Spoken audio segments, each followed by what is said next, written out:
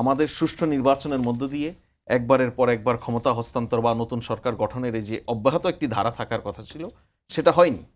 Unfortunately এই না হওয়ার যে ঘটনা, এর সঙ্গে আমাদের যদি আমি আবার বলছি, আমাদের মহান মুক্তিযুদ্ধ যে মানুষদের নেতৃত্বে বাংলাদেশ রাষ্ট্র জন্ম লাভ করেছে, এই মুক্তিযুদ্ধে যারা সম্মুখ সারিতে থেকে অংশ নিয়েছেন, এই মুক্তিযোদ্ধারা, তাদের অনেকেই এই অন্যায় অপকর্মের সঙ্গে মিলেমিশে বিলীন হয়ে গেছেন।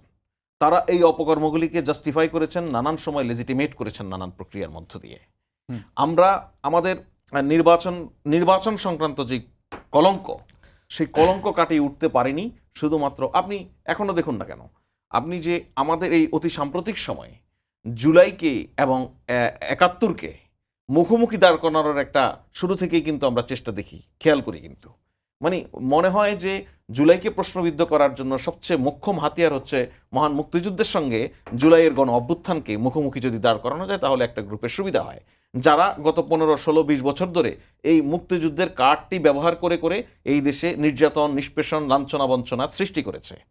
সেই সময় যেই মানুষগুলি আপনার নির্বাচনী ব্যবস্থা ভেঙে পড়া, রাতের ভোট দিনে হওয়া, মানুষের ভোটাধিকার হরণ করে নেওয়া, আয়নাঘর তৈরি করা, গুম খুন নানান প্রক্রিয়ায় অত্যাচার জুলুম করা, গণমাধ্যম প্রতিষ্ঠানগুলিকে স্বাধীনভাবে কাজ করতে না দেওয়া, এই সকল স্বাধীনতার মুক্তিযুদ্ধের চেতনা পরিপন্থী কাজ হয়েছে। এর সব কিছুকে লেজিটিমেট করেছে। কি দিয়ে লেজিটিমেট করেছে? মুক্তিযুদ্ধের সপক্ষের শক্তি দিয়ে। তারা বোঝাতে চেয়েছে আওয়ামী লীগ এই দেশে একমাত্র মুক্তিযুদ্ধের সপক্ষের শক্তি, তারা যত অন্যায় অন্যায্য কাজ করবে সবই জায়েজ।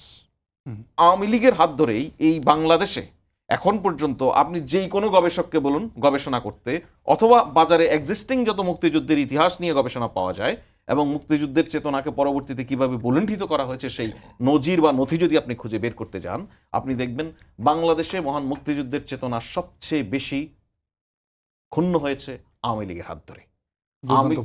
এই শুধুমাত্র আমি যদি এক্সাম্পল হিসেবে বলি যে ১৯৭১ সালে একটি মুক্তিযুদ্ধের প্রেক্ষাপট, একটি নতুন রাষ্ট্রের তৈরির প্রেক্ষাপট, নানান ঘটনার পরেও শেষ বেলায় যদি আমরা আসি সেক্ষেত্রে দেখব যে নির্বাচন ঘিরে বিতর্ক থেকে একটা স্বাধীন রাষ্ট্রের জন্ম হলো।